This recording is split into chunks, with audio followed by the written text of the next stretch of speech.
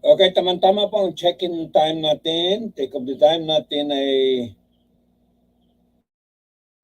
alas 7 na sa gabing ito. No? Kaya doon tayo sa paggabiram natin. Dati ba pa? Ayan. Kasama po ang serbisyo publiko tinig ng mamamayan. And then, ay ang participation po ng taong bayan, no? Okay, sa pamagitan po ng text message. Ayan. Okay, assalamualaikum warahmatullahi ta'ala wabarakatuh. Kumusta kayo? Okay. Magandang gabi sa inyo, mga kababayan, no? Okay, so halo-halo special naman tayo. Okay, sa gabing ito ay sandali lang. Saan na ba yung cursor yan? Okay. Sana makuha ang cursor, no?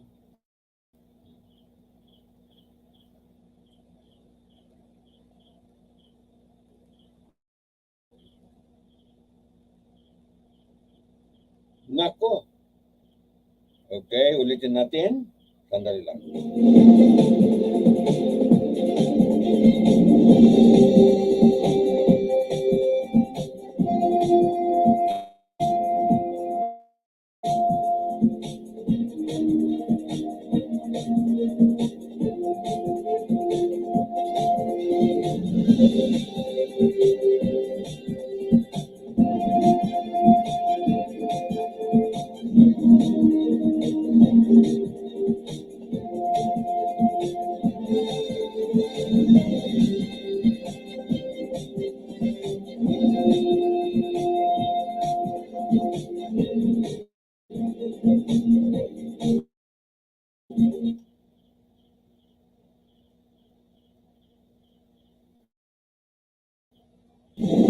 Ang buong administration ng balita at ay tumatalakay sa naisipang kasalukuyan at nakaraan.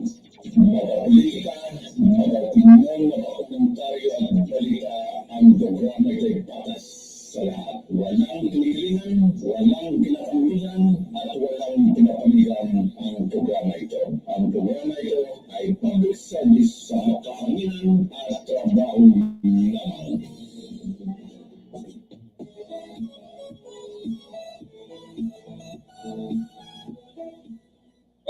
Unang bugso ng news natin, itong si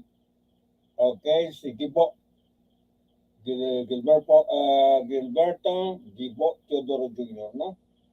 Okay, pakinggan natin. Re-vlog lang natin po mga suki, mga kababayan, ng kanyang bagong portfolio naman. Okay, S&D, Secretary of National Defense, mga suki, no? Ayan. Gilberto Teodoro Jr. back as the Philippine Defense Secretary. This marks Teodoro's return to the cabinet 14 years after he held the same post under the administration of Gloria Macapagal-Arroyo. The palace made the announcement Monday, crediting Teodoro's experience in both private and public sectors. Teodoro, who lost his senatorial bid under Ferdinand Marcos Jr.'s unity ticket in the 2022 polls, is a lawyer and previously served as the representative of Tarlac's first district for 3 terms. He takes over Defense OIC Senior Undersecretary Carlito Galvez Jr. at a time of rising tensions with China in the West Philippine Sea. A group fears the human rights violations recorded during former President Gloria Macapagal-Arroyo's term will have a version 2 now that Gibo Teodoro is back as Defense Secretary. Karapatan says cases of killings, disappearances, and community bombings happened when Teodoro led the agency from 2007 and 2009. The group challenges Teodoro to stop human rights abuses targeting civilians and activists. Dun sa record ni Gilbert Teodoro, ng Defense Secretary siya ni former President Gloria Macapagal-Arroyo, medyo masama eh. Ang DND Secretary sana should see through all those red tagging and yung lumalaganap na walang pakundangan. Walang pakundangan kasi yung pag-disregard sa karapatan tao. Farmers Group Kilusang Magbubukid ng Pilipinas also snaps Teodoro's appointment. The group says it's an apparent concession to Arroyo. The statement comes in the heels of an illegal coup plot by Arroyo against the president's cousin, House Speaker Martin Romualdez. Meanwhile, former senator and author of anti-terror law, Ping Lacson, congratulated his friend. In a tweet, Lacson called Teodoro's appointment a wise choice.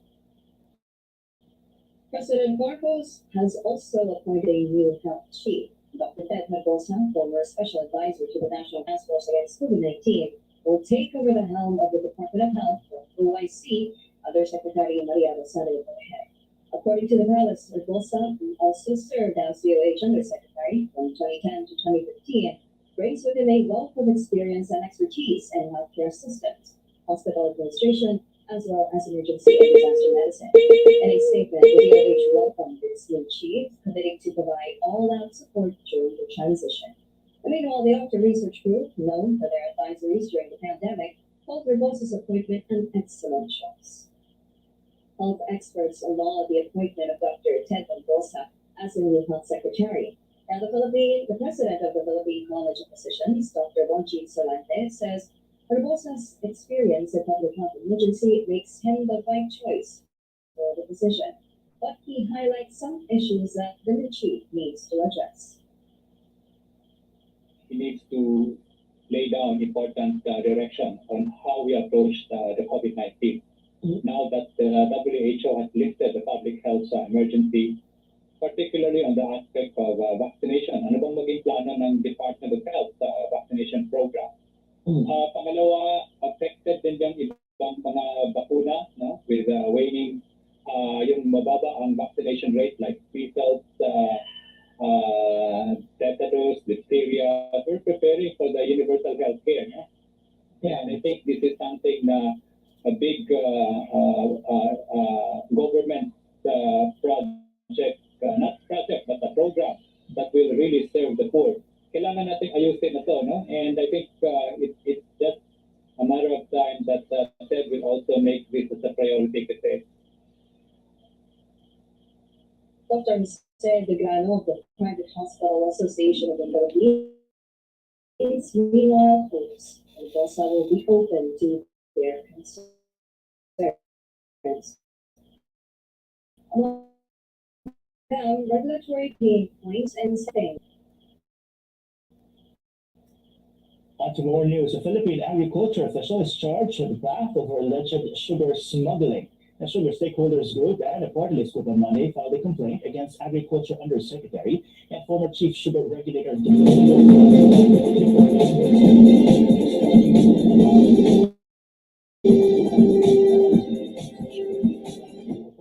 The shipment was discovered at the Batangas port in February.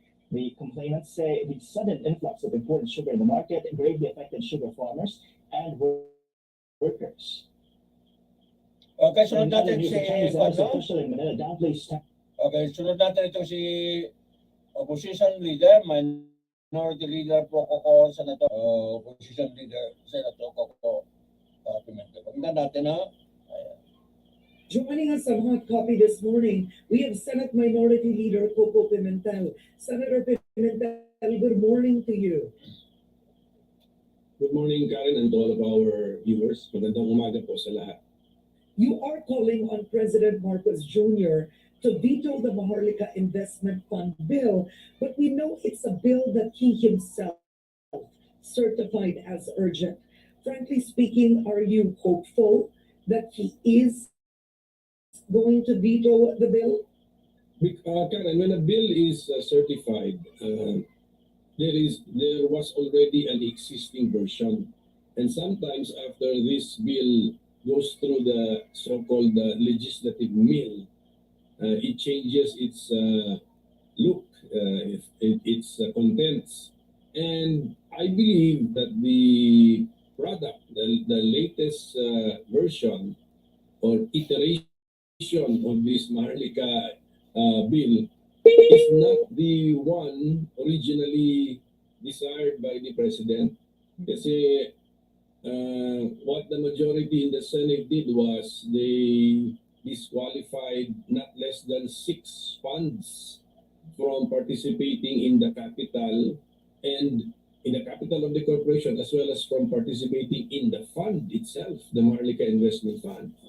And then in the original version of the bill coming from the House of Representatives, there were exemptions, tax exemptions, exemptions from laws, which are safeguard laws or regulations. So the corporation was expected to be exempted.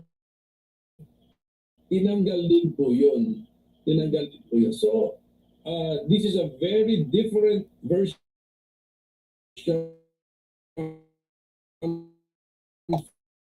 from the one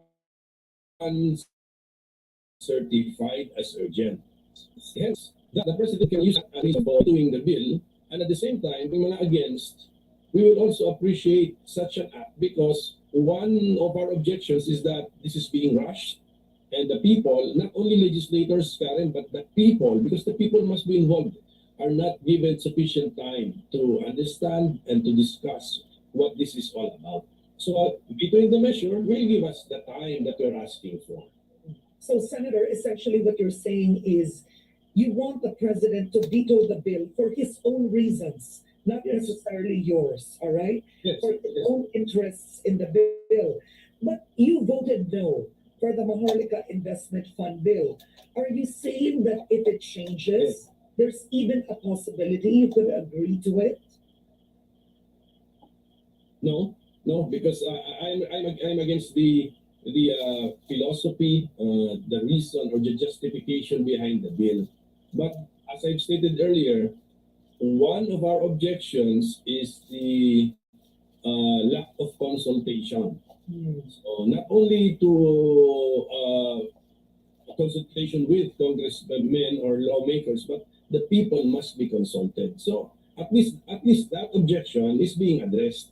So, and then during that consultation or a series of meetings all over the country, they should invite those against, so that we can also, elaborate or expound on the reasons why we're against.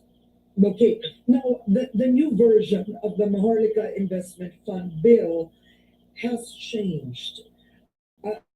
In its face, it's not the original proposed bill anymore. So let's discuss some of the big changes in the bill. Number one is there's no more seed money coming from pension funds. No more money coming from the SSS, GSIS. Does that make you feel any more hopeful about the bill? No, because there's still no surplus. Originally, this was called the Sovereign Wealth Fund. That was the original plan. So we assume that is the idea also in the mind of the president.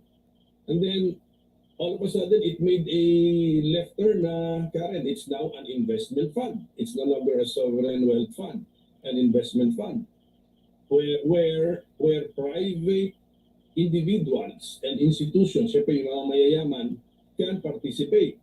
And then not only Filipinos, plus foreigners. So it's really too far from a sovereign fund because that's no longer the sovereign Filipino people's fund. Mayroon na foreigners can already participate. Okay, so yun.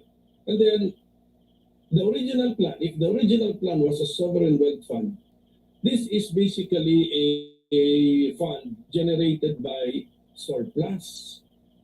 There are two sources of this possible surplus. Number one is there's a budget surplus. We are collecting more taxes and non-tax revenues than we are spending. Hindi totoo sa Pilipinas yun. Budget deficit tayo. And there could also be trade surplus. Meaning to say we are exporting benta sa mundo more than we are importing. Trade deficit din tayo, Karen, mga kababayan. Ang trade in goods deficit na natin hindi bumababa ng $40 billion a year. Dollars na yun, billion pa. So, and then sometimes in some countries they have a lucky discovery of a precious commodity or a natural resource like oil. So, meron silang all of a sudden they have a windfall profit or a cash flow. So, this is what happened to Norway. Wala naman din nangyari sa atin ganyan. So, if we want to establish a fund, this should be the reasons why all of a sudden we want to establish a fund, not because we want to get money which are already existing and these are amounts which are already under the jurisdiction of boards of funds of institutions. So ginugulo pa natin yung mga board nila, in charge na po sila sa fund na yun. Kukunin natin and then we will give it to a new board. And then the original instruction baka rin, the original concept was that this new board, this Maharlika Investment Fund, will optimize or maximize the return of their investments. Meaning to say, they are not, this new board is now allowed to place the money, the existing money that they got from some entity, they are now allowed to place this in riskier investments. Sugal. Isugal ng konti. Okay, so let me just, I was listening to you right there. I spoke with Senator Sherwin Gatchalian and others who voted for the fund. And the Sovereign Wealth Fund has, in other words, you're talking about the original plan. And clearly it has changed. It's been tweaked. It's now an investment fund, where in other countries they claim do it too. And I believe it's either Laos or Bangladesh, a country that's lower in terms of GDP than the Philippines, but they are developing their own fund. All right. So first is they believe that with the Maharlika Investment Fund, I wanted to ask you this, is the fund could have a return of 8.64% on equity every year. Senator Mark Villar said this because the fund will develop into two sub-funds, the Capital Market Investment Fund and a sectoral investment sub-fund. In other words, with this kind of program, it's an 8.65 earning a year, which I would have to say, if that's guaranteed, is bigger than what we're currently getting. I mean, you do have government securities at 5.5 or around that benchmark. So what the fund is no longer sovereign. Let's not call it that anymore.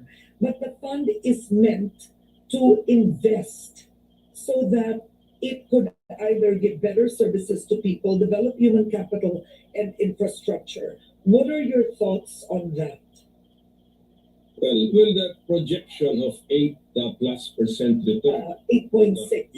8.6. Sabi ko nga, that's a very brave and positive projection, but that still remains a projection. And the world economy is in bad shape, Karen. Even the manager of the Norwegian Sovereign Wealth Fund, yun yung gold standard ngayon said that for in the next 10 years, it is very, very difficult to generate returns. Okay, so there is pessimism from the gold standard of investment funds, the Norwegian Sovereign Wealth Funds, but coming from dito naman sa mga proponents of the Maharlika Wealth Fund, 8.6%. Sabi nila, pero still the projection. But next question, what is that? A real return? If it's a real return, you have to add the inflation plus the 2% cost, kaagad, automatic cost of administrative and operating expenses. So imagine, let's assume inflation is at 5+% plus 2% yung gastos nila, 7. I-add mo ngayon yun dun sa so 15+ percent return ang ginagaranti nila to achieve that real return of 8%. But the point is ganito, Karen, that original 8% plus projection was already made even before the announcement that there will be two sub-funds. Tandaan mo. So, yung 8% originally, aggressive investment yun. Yun yung nakasulat pa rin dito, generate optimal returns on investments. Yun na, that's still the instruction. But then the creating a sub-fund for the developmental projects. Ito yung mga developmental projects na sinasabi nila na spend on the projects even though the return is not guaranteed, is not clear, even though there is no return. All the more, 8% na yan noon when it was still totally aggressive fund. Ngayon, they will now do two sub-funds. How come they changed now the strategy? They accommodated the developmental funds na you are not after returns, and then they will now retain the original projection as if it will not be affected. So that is the question. At saka, this is ulitin ko po, that's a projection based actually, Karen, on the original version kung tutusin. So the original version has changed a lot. Therefore, do not tell me the original projection has not been affected by the changes. Impossible po yun. Okay, because the Bureau of Treasury actually proposed a return on equity from a range of 6.5% to even 10.7%, depending on what they said was the blend of the placements.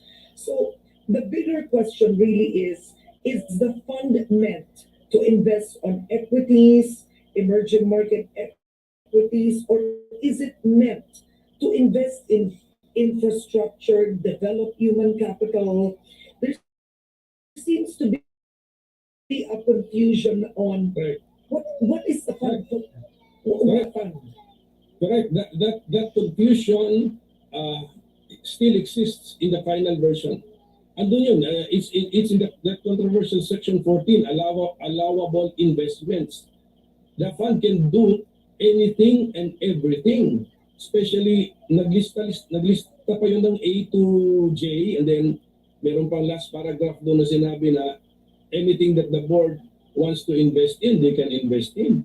And then if you look at the allowable investments, Karen, iba-ibang expertise po yun ang kailangan. In the private sector, there are funds, ano tawag mo doon, just dedicated to one of those allowable investments. Ngayon tayo, we are putting up a government corporation which we now claim to be super super talented, super genius government corporation that they can invest in varied investments with different expertise requirements. Ano example? Pwede daw pumunta sa metals. So metals trading po tawag dyan. Other tradable commodities, iba naman siguro to, mga futures ito of corn, wheat, gano'n. So ibang expertise po yun. Papasok din ng real estate. Papasok pa sa joint venture. Also, iba, how much will we spend in hiring the different kinds of experts and their support staff so that we will be able to successfully generate returns in a very difficult world economic situation?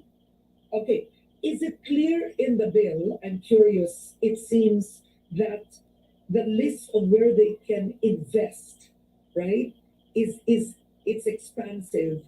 Is it clear where the profit is meant to be spent? So let's say kumita po ang fund. Nakasaad po ba sa bill, the fund will be spent here? Because who benefits from the fund? If the fund earns, how does that benefit the Filipino people directly? Does it state there? I think it's part of the investment principles, Karen, to also invest what you earn. So hindi talaga mararamdaman ito, and then the fund followed the corporation code concept, di ba? Merong authorized capital stock and there are stockholders. Therefore, if there is, let's say, earnings or profits and they want to declare dividends, they will follow the corporation code that the dividends But you see, will go to the stockholders. yeah, but who are the stockholders? Are they, yeah, because like, yeah, but like for example, the GSIS invests in the hope that in the future these investments, wise investments they've made, benefit the GSIS members, right? That's the science. The SSS invests in the hope that when SSS members need a loan, they need a bigger pension, the SSS can provide that, and the investments are supposed to kill. So does it state in the bill who benefits from the profits of Maharlika? It can't be members of the board. Yes, yes. Wala doon, but we will follow, that's why we will follow the corporation code principles, because this version tried to follow the corporation code. So definitely, if there are earnings and the board now decides to declare dividends, they will now go to the stockholders. Who are the stockholders? Land Bank of the Philippines, the Development Bank of the Philippines, the national government. So this will now, so yung whatever is the part of the national government will now go to the general fund. Dadaan na yung through budget yun. Then whatever the land bank receives will not go directly to the people. This will form part of the so-called investable funds of the land bank kasi earnings niya ito, then si DBP. So, ganun po yun. And then, hindi pa natin binabanggit yung private participants because in the future, there could be private participants. So they will also get their dividends. Yeah. Private, so Filipinos plus foreigners. Yeah. So that's one question right there, right? Is how does this benefit the Filipino people directly? Okay, number two, one would say that they will be spent for big ticket items that will spur the economy. Senator Amy Marcos asked good questions, but she still voted for the fund. She said, what is the added value of the fund, considering that you have agencies already committed to doing certain big ticket projects, and we have also PPP. Correct. That's correct. And then plus this latest concept introduced in the final version, which is the other projects which are not which are more or less socio or developmental projects. So hindi ito not necessarily earning projects. Kasama yun. And then the proponents talk about the fund spending on big ticket mega infrastructure projects. Imagine mo, Karen, it will be a 9-member unelected board which will now decide on the mega infrastructure projects. Right now, if there is a big project, it will pass through Congress, at least the people's representatives, and the people will know who to blame. Diba? And our processes are transparent, covered by the media. We have a journal, and then we publish the GAA. We are live stream. Iba po. We are really actually. This is really, as I stated in my contra speech, this is really a slap on the face of the budget process of Congress. Okay, Senator, and to our viewers, I'd like to make a correction, just to be absolutely factual. So Senator Amy Marcos was absent during voting. She did not vote, yes. Yeah, so technically she did not vote yes. So I apologize for that. Yeah, so I'm being very technical about this because some abstained, and you, sir, you didn't make it to the voting, but you registered a no. Yes, because I was also the only one who delivered a contra speech. Karen. Means I stated for the record my position. Okay, all right. Another tweak in the bill right now is the Bangko Sentral ng Pilipinas dividend contribution was tweaked. So I believe in the present bill you're holding is the BSP will now contribute 100% of its remittances during the first and second year of the Maharlika Fund's establishment. That's a maximum of up to 50 billion. And the whole idea is to allow the BSP to use more of its dividends for the capital build-up. Is there any project? Will there be a loss somewhere with the BSP now committed to contributing 100% of its remittances to the Maharlika Fund? Well, the same. The thing affected would be the increase in the capitalization of the BSP. Okay, and how does that matter to the economy, the Filipino people, if the capitalization of the BSP is lessened? The capitalization of the BSP has been increased, and then the national government will contribute to the said amount, and there was already a timetable fixed in existing law, but that timetable will now change because there will be a delay of 2 years, at least 2 years in the contribution. So, what is the capitalization of the BSP for? This is its ammunition po ito ng BSP to fight the attacks on the Philippine peso, so that the BSP can protect the value of the Philippine peso against foreign currencies. This is the ammunition of the BSP in helping our banks, because the BSP is the bank of last resort. And then this can also be used for price stability, yung inflation, mandate din po yan ng BSP. So, yun po ang dahilan. That's the reason why we are giving the BSP sufficient capital, supposed to be. Yun eh. But do you think there will be a dramatic effect in terms of the capitalization of the BSP? I mean, it's 50 billion. One would say 50 billion isn't a lot for the BSP. Correct, because they said that the economy has already grown. Okay, mahaba na po ang talakayan ni Karen Davila at saka itong si opposition senator, okay, si Coco Pimentel, no? Okay, so alam natin itong si Coco Pimentel at talagang ayaw niya. Kaya hindi siya bumoto, no? Siya ang kontra po sa MIM. Ako naman ay positive tayo. Okay, ginawa yung Central Bank ng Pilipinas, Bangko Sentral ng Pilipinas. Okay, noon palpak. Ngayon sa pamamagitan po ng Senator Rocco, okay, naayos, no? Naging maganda ang takbo po ng Bangko Sentral ng Pilipinas. Yung GOCC, ginawa yung mga Land Bank of the Philippines, ganun din. Sa umpisa, okay, medyo tagilid. Magtakumpay man. Okay, ginawa ang DBP. Ayan,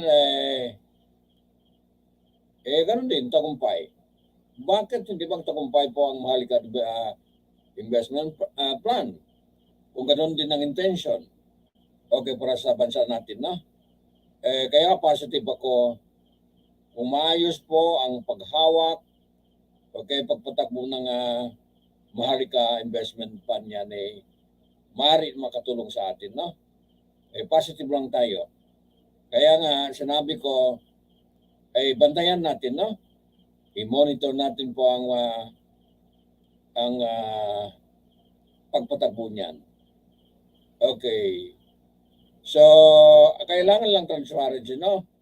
Okay, may puntos po si Senator Coco Pimentel ay dapat po ay maging transparency ang operation po ng Maharlika Investment Fund, no?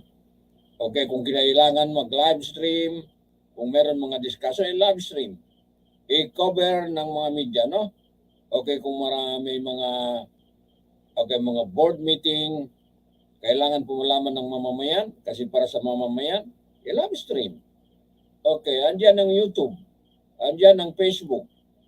Okay, maraming Zoom. Ayan. So, kung yan lang ang problema, dapat ang mga board, okay, ng Maharlika, siyang sabi niya, dapat po ay maging open para sa lahat. No? Kanina sa atin naman lahat. Kaya nga hindi ako negative. Lahat po ginawa ang GOCC sa Pilipinas ay mag-umpisa po sa wala. No?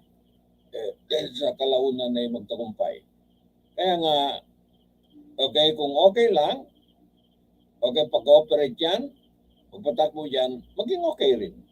Pero kung ginagawa ng balasubas, ay talagang hindi mag-success yun mga kababayan, no? Okay, kung ginawa ng gatasan, ayan, hindi talaga mag-success yan. Pero kung talagang yung mga humawak yan ay mapagkatiwalaan, imposible po hindi maayos, no? Okay, kaya nga ako positive ako yung Maharlika Investment Fund, katulad din ng mga sovereign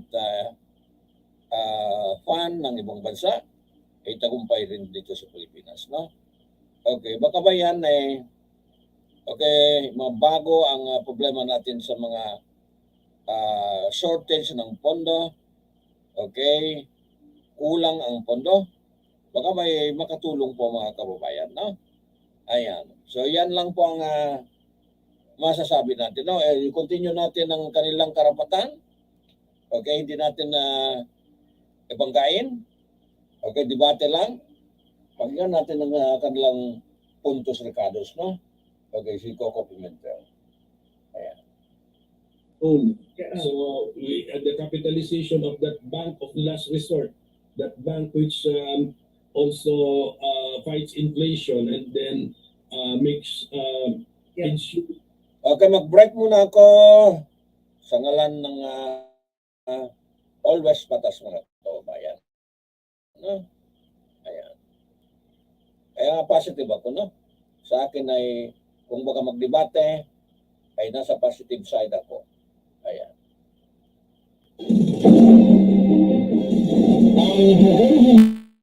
Ang legislation ng balita ay tumatalakay sa naisupang kasalukuyan at napapanahon. Mapapalitika, mapapinyon, mapakomentaryo at balita ang programa ito'y patas sa lahat. Walang kinikilingan, walang kinakamihan at walang pinapamihan ang programa ito. Ang programa ito ay public service sa kahanginan at trabaho lamang.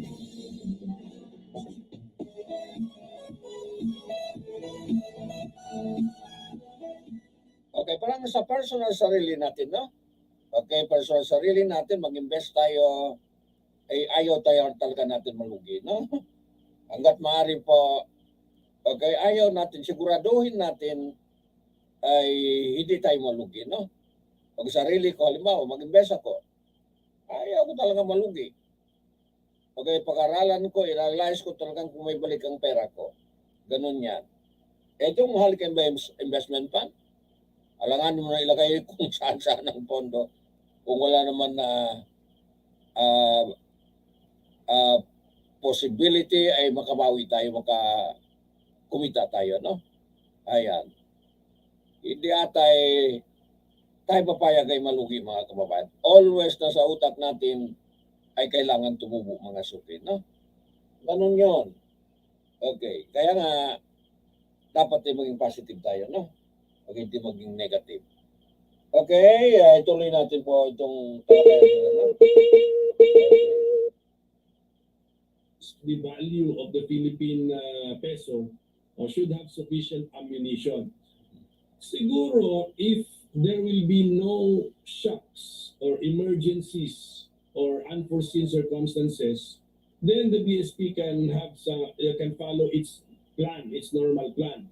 So kaya nila i-manage. But you know, we should fear if there talagang hindi maiwasan may risky mga kababayan, no? Basta tinatawag na investment ay talagang may risky. Kaya nga, dapat ay mga pouring ng investment niya ay talagang mag-ingat.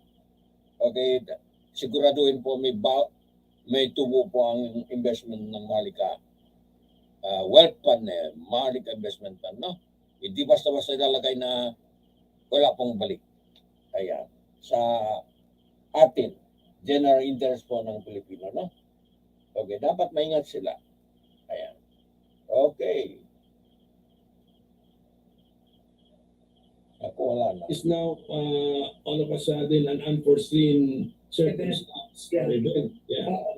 So yun na. So, saan huhugot ngayon si BSP ng mga ammunition niya to fulfill its basic 3 mandates. Senator Professor Edna Ko, the Dean of the UP Public Administration, has a good question here for you. What do you think is the effect on the regular bureaucracy functions of a special body that would decide on the utilization of the Maharlika funds? I understand this special body under Maharlika might cover or overlap with the regular bureaucracy's mandate and fund utilization. Could it? Especially now when Ayan, mga safety net yun. Mga question yung safety net, no? Kailangan pag-ingatan na may safety net ng Maharlika Investment Bank. Pwede na siya pumasok sa developmental projects in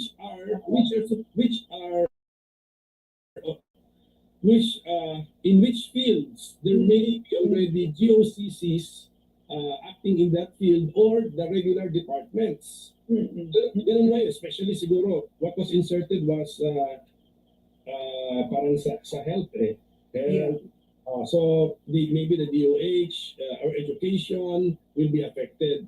Plus the budget process will be affected because there will ulitin ko sinabi ko kanina, Karen, there's now a 9-man unelected board which will be deciding on the fate or the implementation of big ticket mega infrastructure projects. Ito plano nila.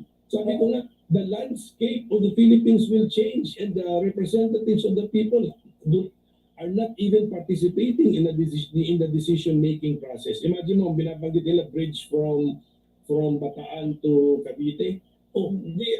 Across the bay yun. So, But wouldn't that be part of the Philippine Development Plan? I mean, Professor Solita Monsod said one should look at the Philippine Development Plan. That bridge, I would assume, should be there. Hindi, wala. It's not that detail na naka-pinpoint ko Okay, hindi yun. That should be in the budget. Oo. Under the DPWH po ba yun, pag ganun? Yes. Yes. Okay. So that is what is happening. So medyo that means that the proponents themselves are also not happy with the budget process. But ganito, this is my point.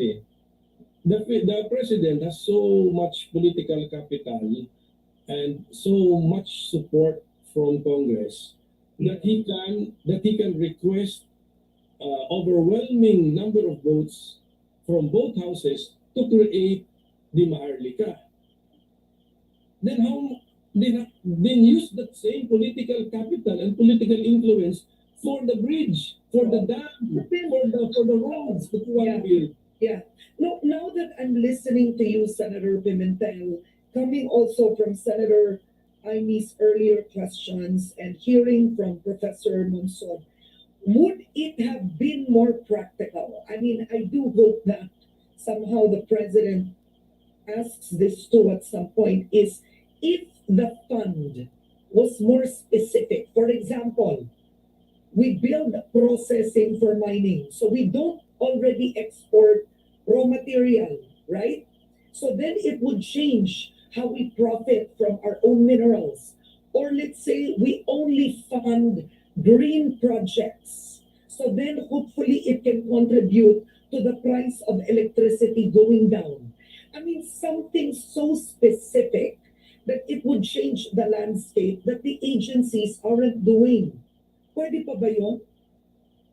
Well, ako kasi, Karen, I'm really basically against the philosophy or the justification behind the proposal because there is no justification because there's no surplus, no windfall profit. But then it's there. Yung binanggit mo can be done in the national budget. Because it's a matter of the president expressing his plan, his will, and then let his supporters, his overwhelming number of supporters, follow him and execute it in the national budget. So, Senator, like mining, for example, I don't understand why the Philippines is very rich in minerals. We're still exporting raw material. It's processed in other countries in ASEAN. Why don't we spend to process our own raw materials so the mining industry and the Philippines could earn more from revenue from that? Like yun. If sabi ko ninyo pwede sa budget yun, bakit wala po yun sa budget? Baka pwedeng yun na lang ang Maharlika. Correct. Kaya nga, sabi ko nga kung, I completely agree with you, Karen. No? Sinabi ko nga, that's yung present setup natin ngayon. It's actually what the colonizers did to their colonies. The source of, na ginawa nila, yung colonies nila, source of raw materials lang. Ang ngayon yung sinasabi nyo is value added. So there's value. That's what I was thinking. So there's Value value added to spending the fund. There will be value added activity here in the Philippines so that what Okay, yan nga dapat baguhin, no? Kasi nung panahon pa dahil sa colonizer, kawawa po ang colonies. Tayo mga na colonize mga kababayan, ng colonizer. Okay, pinapayagan lang tayo sa mga natural resources natin.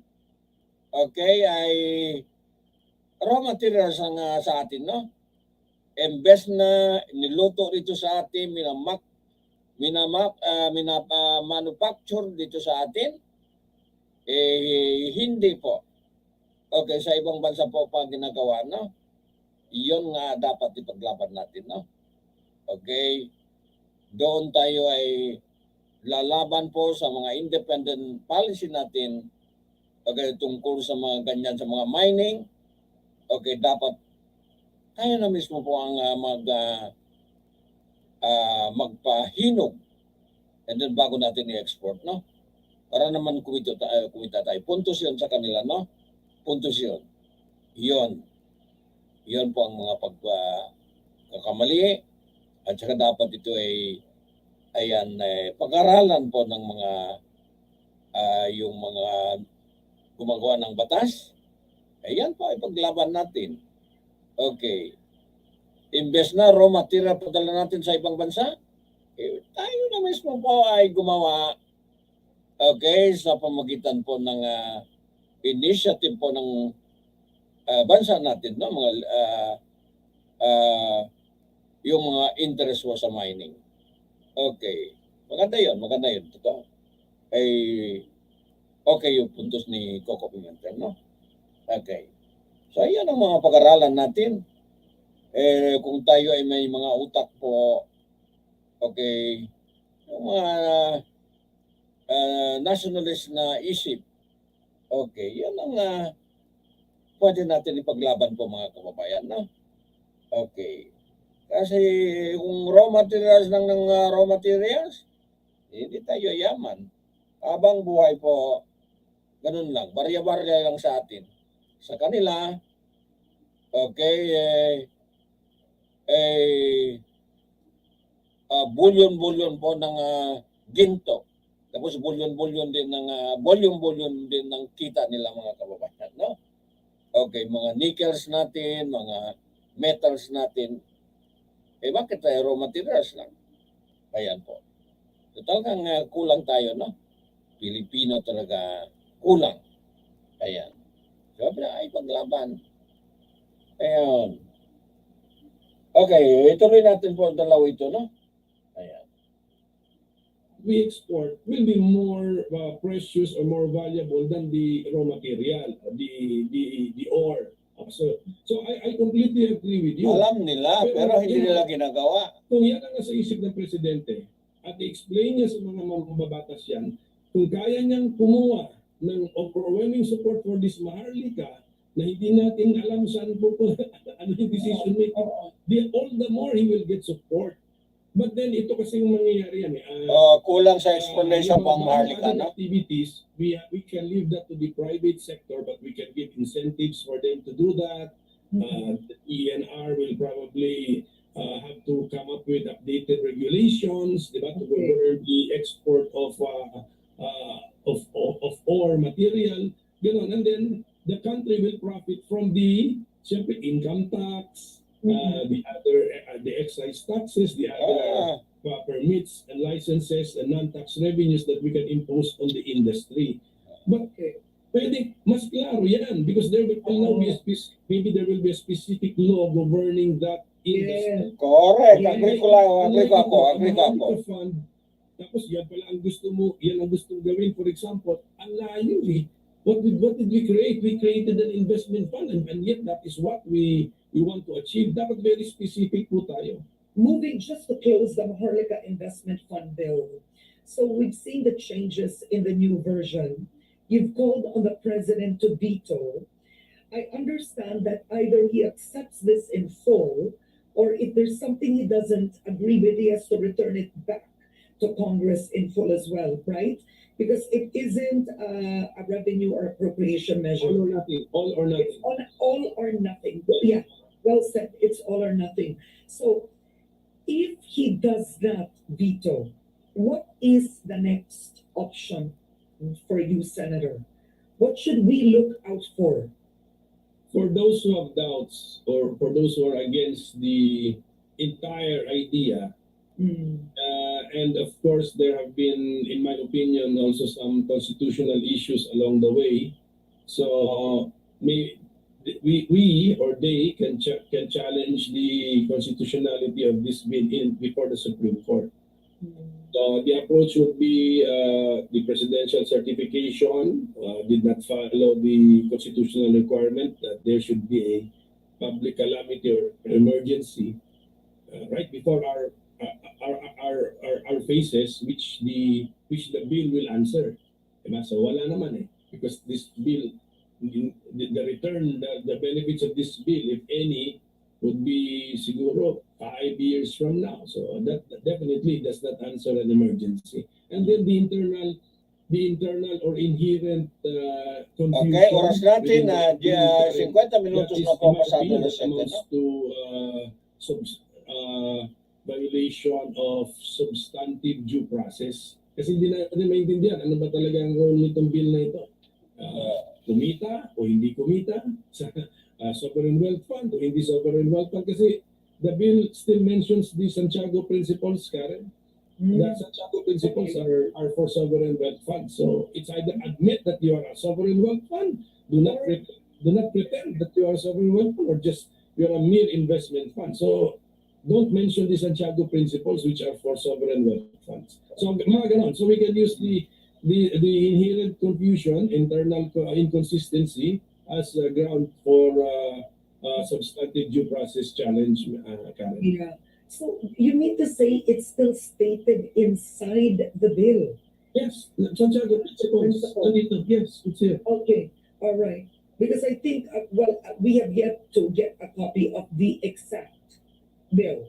But I'm And then reading. we need to look at that exact bill because since the House merely adopted the Senate version, that there should be no change whatsoever in the Senate third and final reading version. Not a single word, di ba? It should be changed. So that's why we have to look at the final version also. Okay, now as Congress goes on recess, both houses have only finished 6 out of 42 LEDAC priorities that was given out by President Marcos Jr. in the first year. Coming from the prioritization of the Maharlika Investment Fund, and only 6 out of 42 LEDAC priorities were passed. What do you make of that, Senator? Well, maybe 42 is also too ambitious, Karen. So I think they have a priority 1 and a priority 2 lists.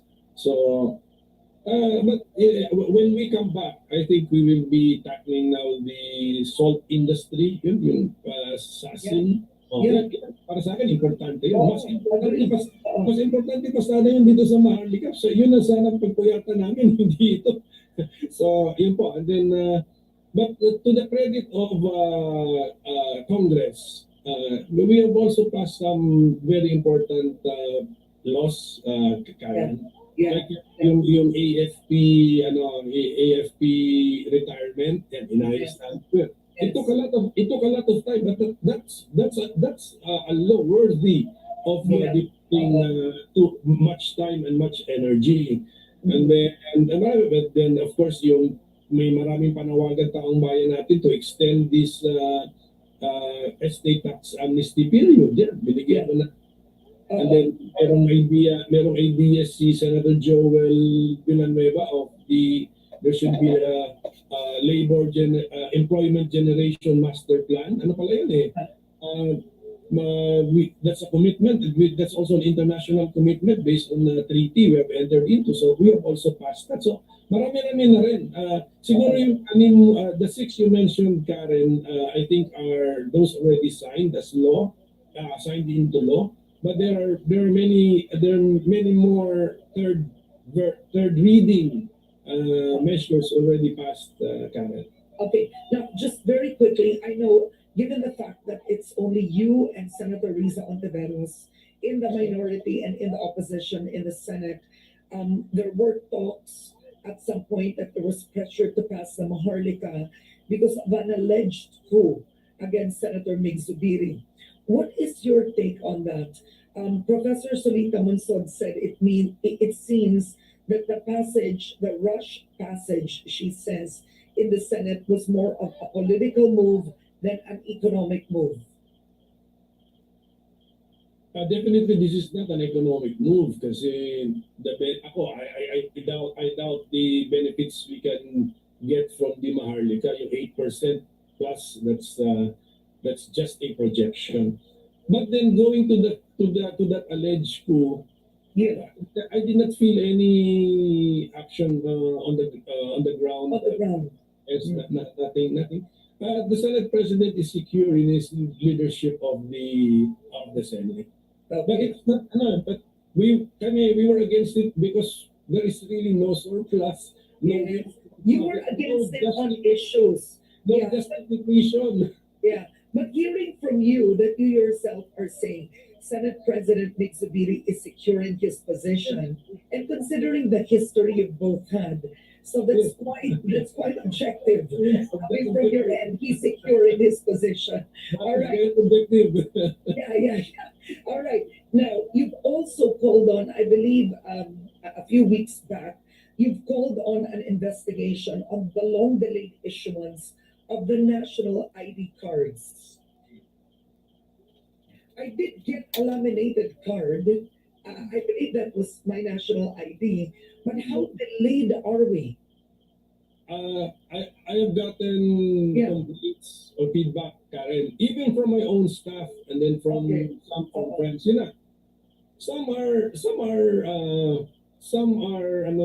positive feedback na. They got their IDs quickly. Yung iba naman, 2 years na, wala pa. And then there's even this strange complaint or feedback that he or she was given a file, and then he or she would be the one to print out the ID. Really? Yes. Yeah, that is wrong. Yeah. You print your own ID. So that's wrong. So sabi ko, I think we really have to conduct a hearing on the national ID.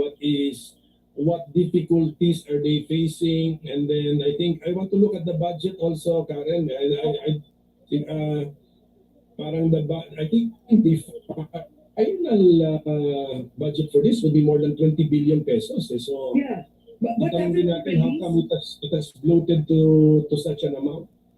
No, but has the 20 billion pesos been released? Multi-year.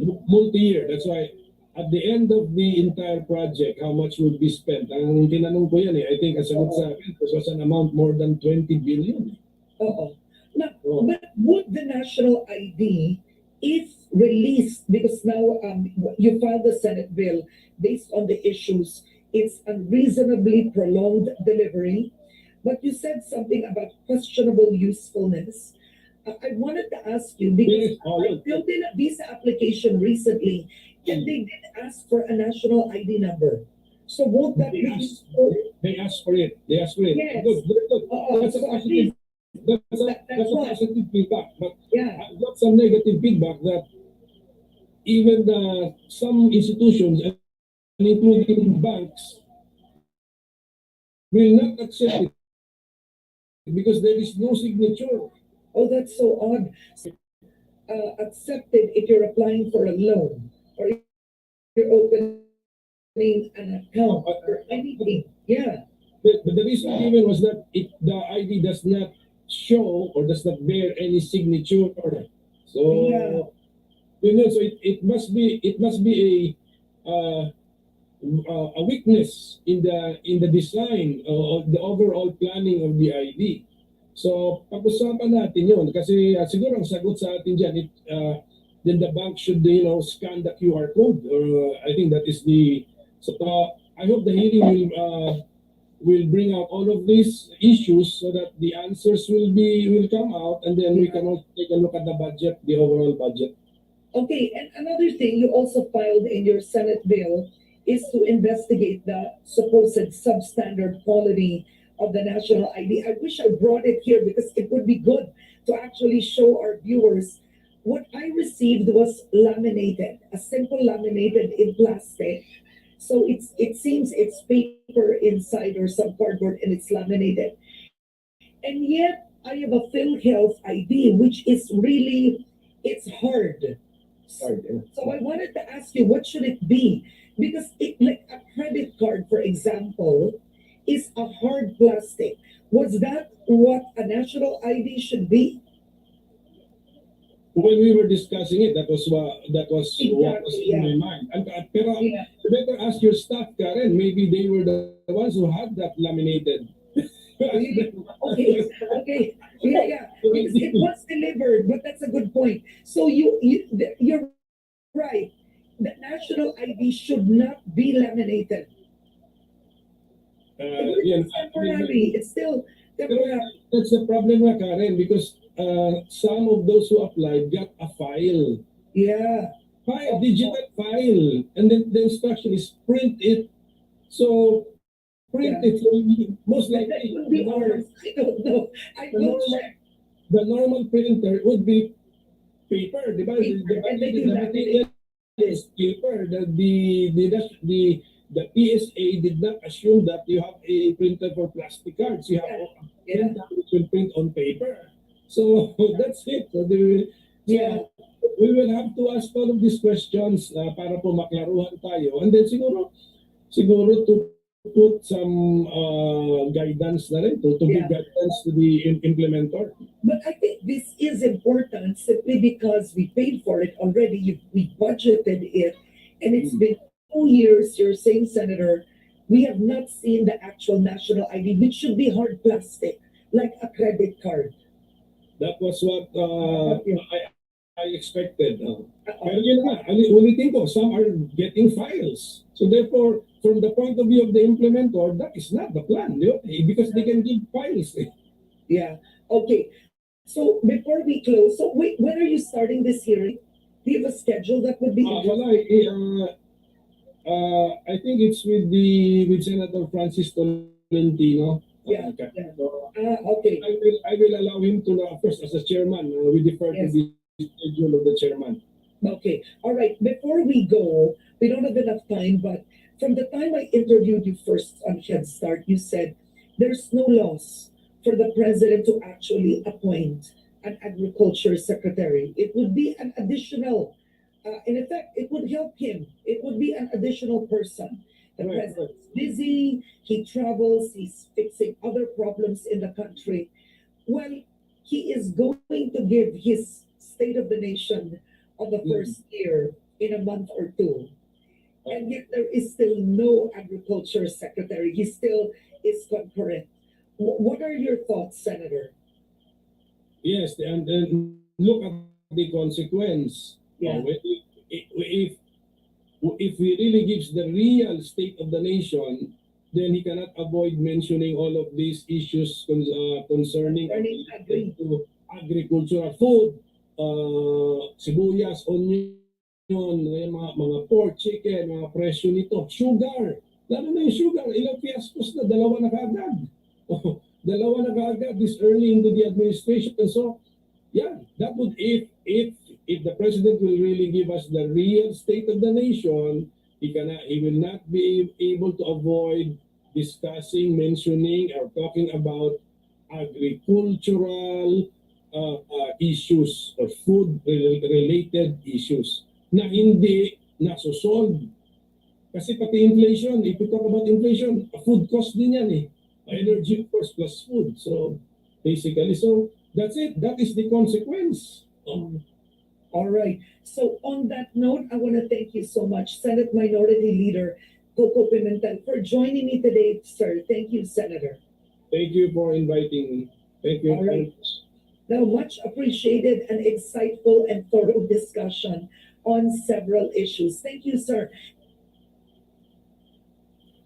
Okay, Karen Davila at saka Senator Coco Pimentel, no? Okay, hot copy. Hot copy po, no? Okay. So, nalalaman po natin na ang lahat-lahat po sa Maharlika investment. Pero ako positive, dapat maayos pa-implement. Ang Bureau Administration ng balita ay tumatalakay sa mga isupang kasalukuyan at nakakaroon. Politika, opinion, komentaryo at balita ang programa ito'y patas sa lahat. Walang pinigilan, walang pinapamihan at walang pinapamihan ang programa ito. Ang programa ito ay public service sa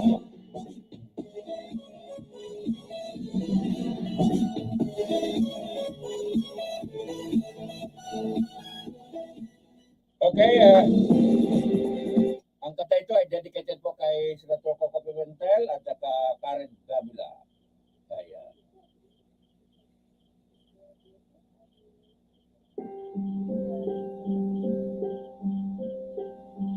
ang sadya pa sa'yo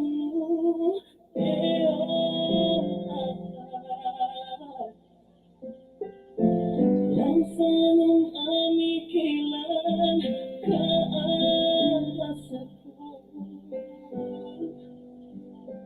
sampai kau ngabahagi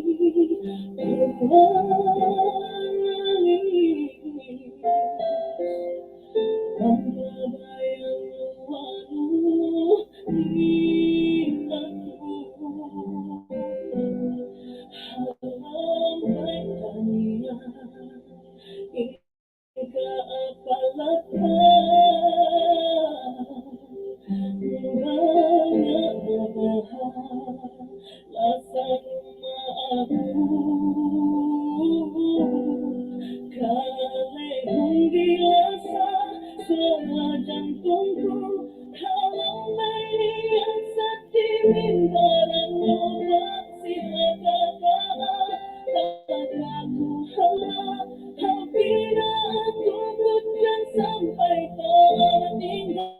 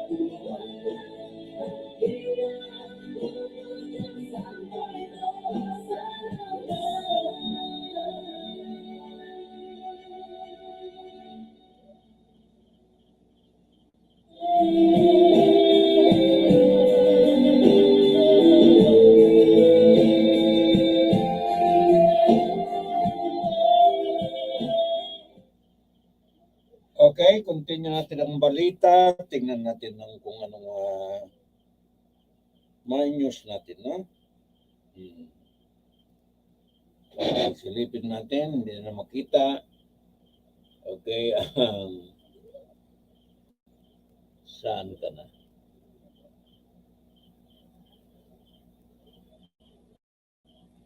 Grabe.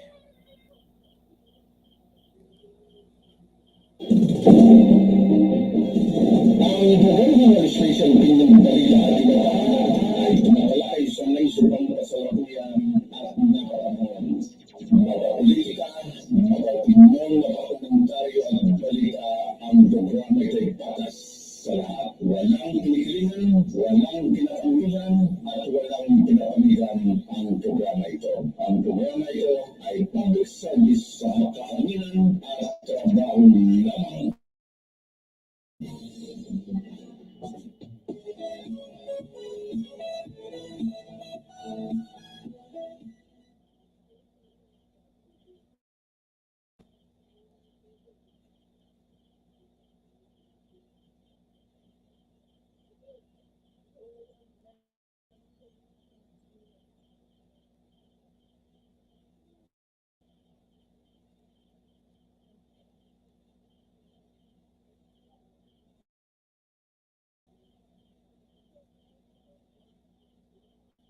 Okay, magandang balita tayo, no?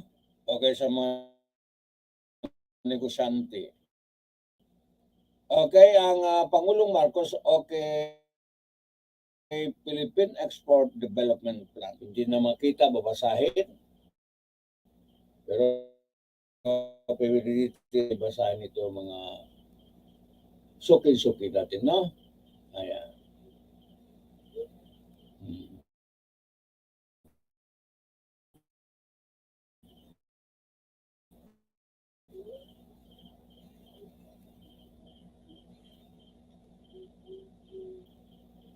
Marcos gave a green light to proposal during a sectoral meeting Tuesday where they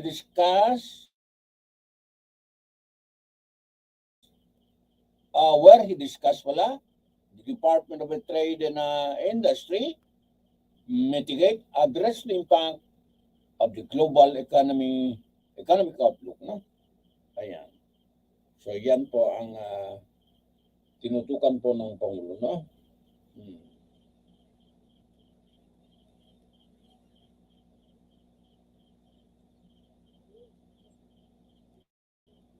Okay. Okay, with the, sabi rito, we presented to the President the proposed Philippine Export Development Plan, which DTI formalized pursuant to the Export Development Act of 1994.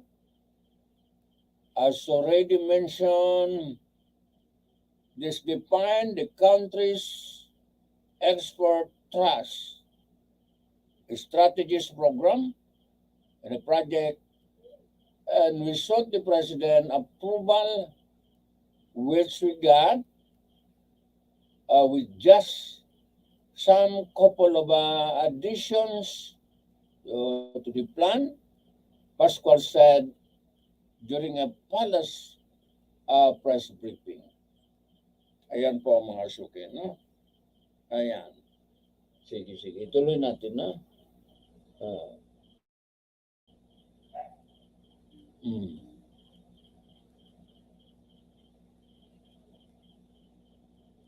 Ay, sana yan. Okay, sana yan.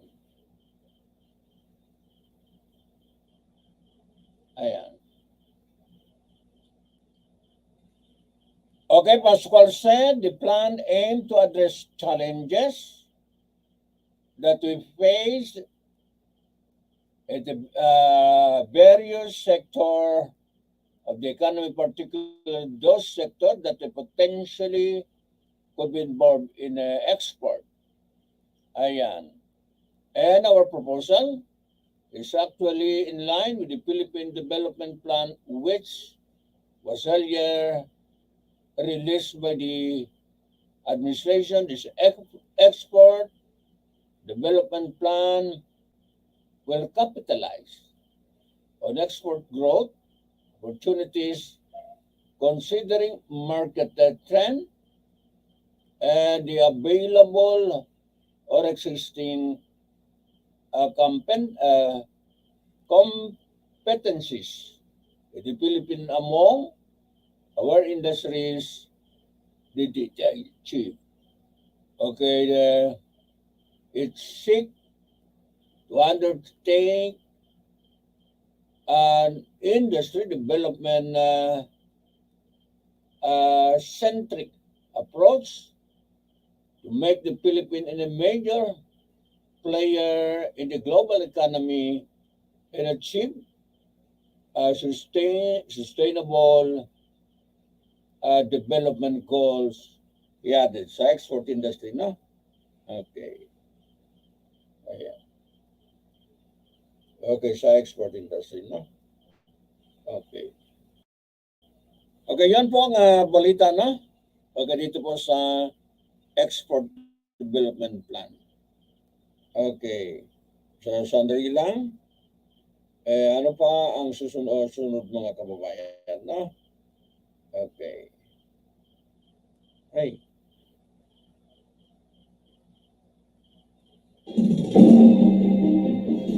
Ang Program Administration ng balita at iba ay tumatalakay sa may subang kasalukuyan at nakapanahon. Politika, opinyon, komentaryo at balita ang programa ito ay patas sa lahat. Walang kinikilingan, walang kinakamihan at walang pinapamihan ang programa ito. Ang programa ito ay public service sa kahanginan at trabaho lamang.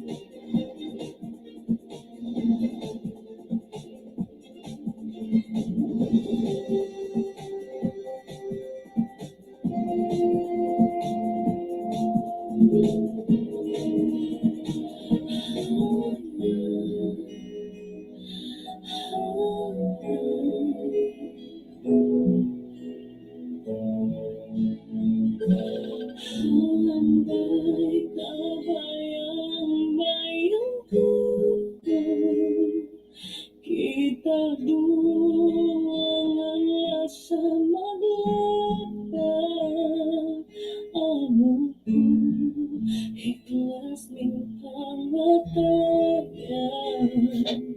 Kalimatun na aku halang,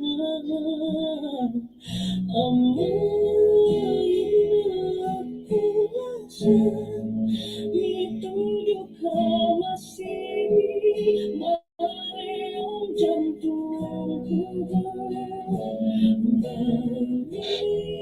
Bagapai kesalahanku, please forgive me now. I just want you to know you're always in my heart.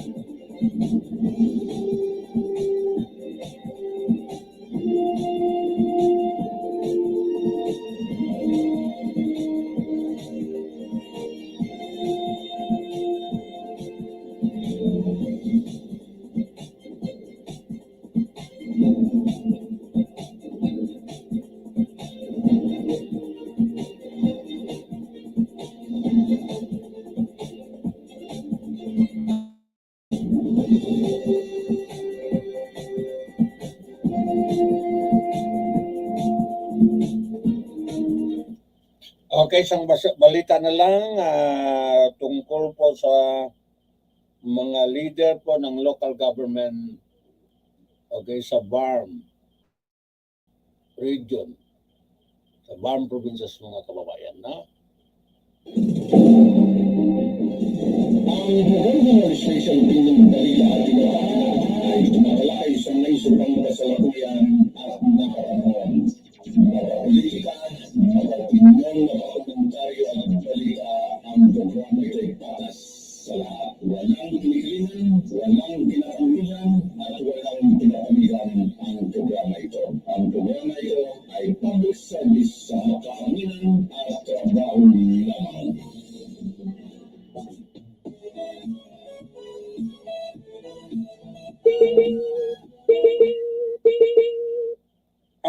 sa balita ito, tiningnan, inulunsad po ngayon araw ng Martes, Mayo 6, 2023, ang BAM Governors Caucus.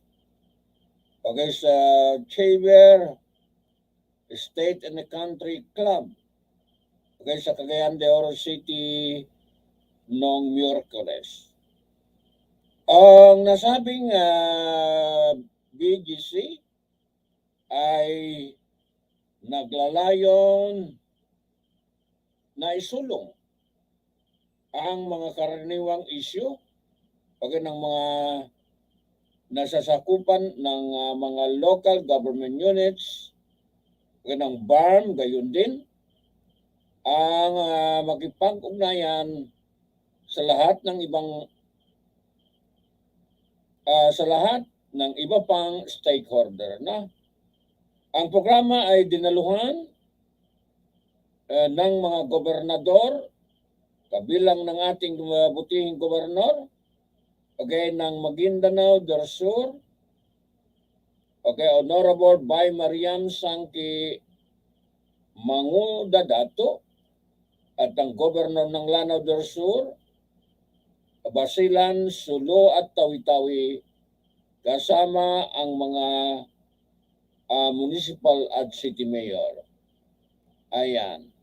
Ang nasabing programa may temang tara, usap tayo, inclusive security and justice, no? Ito.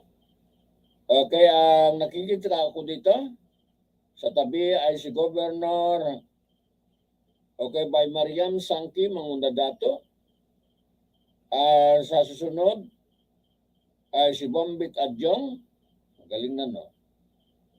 Si Mang Sali ng Tawi-Tawi. And then Abdul Sakurtan ng Holusulu. Ang mayor po ng Maluso, ito si Honeybud. So ito ko nakikita. Wala rito po si Governor Jim Hataman Saliman, no? Baka ang representative nila ay si Governor Hans Bud. Ayan po. Yan. Okay, tinatagurian. Ayan ay BGC. Okay, BGC. BAM Governor Caucus. No? So, yan po ang balita. Last balita ko. Okay, sa gabing ito, and then magparinig na lang ako, no? Okay, sobra-sobra ng oras, mga tagapakinig, mga kaibigan.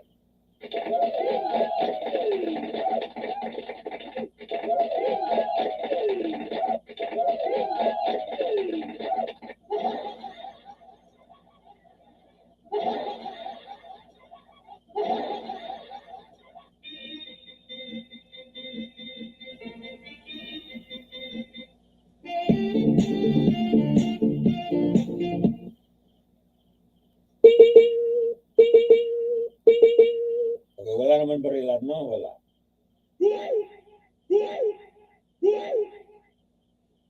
Awesome! Awesome! Awesome! Okay, dito po nagtapos ang programa natin. Ay paalam tayo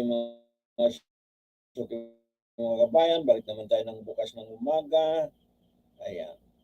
So, meeting po ng mga gobernador sa Xavier, Cagayan de Oro, no? Okay.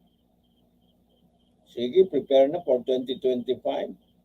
Okay, para mag-election tayo. Ayan. Okay, dito lamang po sa programa po Halo-Halo Special, panggabi. Halo-Halo Special Opinion, Balita at iba pa. Kasama po Serbisyo Publiko, Tinig ng Mamamayan. And then, text ng mamamayan ay sinama natin, no? Okay. Ayan, sa himpilan po, wala tayong masamang tinapay. Paalam tayo, babalik naman ako bukas ng umaga, no? This has been Abs Damahan lamang, no?